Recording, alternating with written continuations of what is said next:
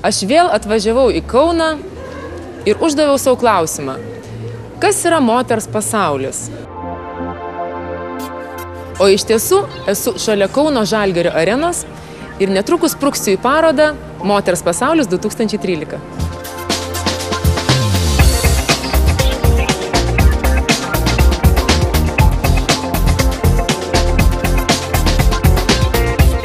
Esu Kaune, parodoje Moters pasaulis ir kalbinu pagrindinę organizatorę Ilmą. Labas, Ilma. Labadiena. Kelinta tai paroda? Mūsų organizuojama paroda 11-oji. Ką galima rasti parodoje, kuo gali būti sudominti moteris, bet gal irgi vyrus netgi? Paroda skirta daugiau moteriams, jau tai atspindi pats ir pavadinimas, Moters pasaulis. Tai Moters pasaulis apima daug sričių, mada ir stilius ir grožis. Parodoje Moters pasaulis 2013 sudarytos galimybės pasikonsultuoti sveikos gyvensenos klausimais bei susipažinti su produktais reikalingais šiuolaikiškai moteriai. Vyksta ne tik daugybė pramoginių renginių, bet ir aktualių pranešimų bei seminarų programa. Šiandien norėčiau pristatyti naujieną Lietuvoje – autologinę terapiją. Klausiausi jūsų pranešimo. Trumpai papasakokit, kas tai yra. Reiškia ortokinoterapija. Kokiem žmonėm jinai būtina ir kokie žmonės ją gali naudoti? Ortokinoterapija tai yra autologinė terapija. Ką tai reiškia? Tai reiškia, kad nenaudojamos jokios sintetinės medžiagos, jokios farmacinės medžiagos. Tai yra paties žmogaus kraujas, paimamas iš jo organizmo, apdorojant specialiais mėgintuvėliais ir specialiais aparatais, jisai serumas, koncentruotas serumas yra suleidžiamas atgal į pažeistą vietą.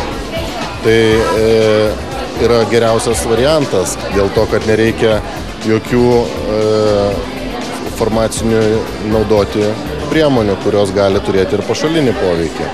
Labai įdomu, daktarė, ačiū Jums labai.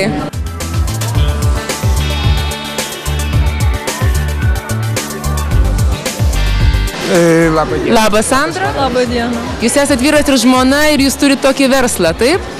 Čia gal amatas, ne verslas, sakytume. Jūsų amatas ir jūsų gyvenimo būdas galbūt, taip? Taip. Iš ko jisai tas muilelis daromas? Papasakokit. Muilas daromas iš augalinių maistinių aliejų, šaltuoju būdu. Ir jau kai muilas pasidaro, bet dar nesustingsta, dedam visokį gėrį ir prabangą. Ir daugelį žolelių, kurie dedam į muilą, tai auginam patys savo ekologiniam ūkyje. O šalia namų yra muilinyčia, tai vadinama, kur tą muilą ir darome. Ar domisi žmonės? Žmonės domisi ir netgi perka.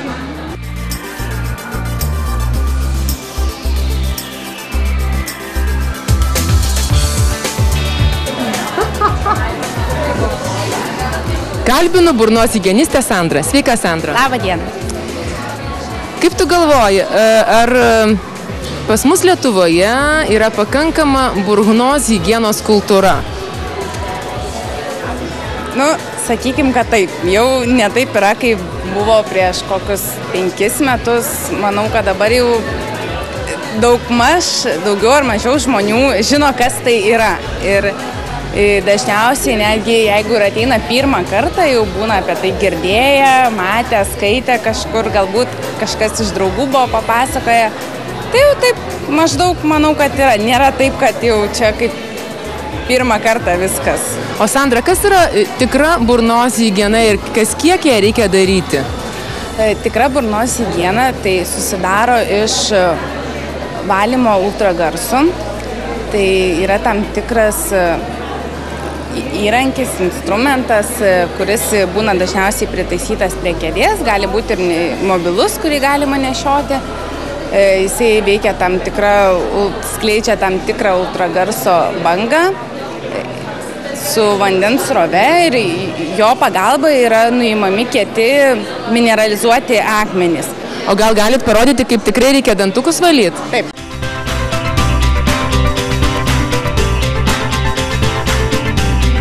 Iki kiek mama arba tėtis turi valyti vaikui dantis? Dabar jau, kaip sakoma, prašome to, kad tėtis ar mama turi valyti vaikų dantukus iki kokių 7 metų. Kol vaikas savarankiškai galės tai daryti.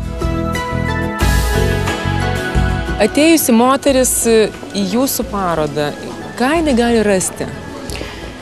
Pirmiausia, tai platus pasirinkimas vien iš dalyvaujančių įmonių pusės, tai kaip ir minėjau, gausus dalyvių skaičius, tai tikrai kiekviena moteris ras savo tinkantį produktą ar paslaugą. Ir taip pat labai plati mūsų yra parodos programa. Tai turime ir mados pasirodymų, turim profesionalų dieną rytoj penktadienį, Big Hair Show. Tai tikimės, kad lankytojoms tikrai bus mūsų paroda įdomi.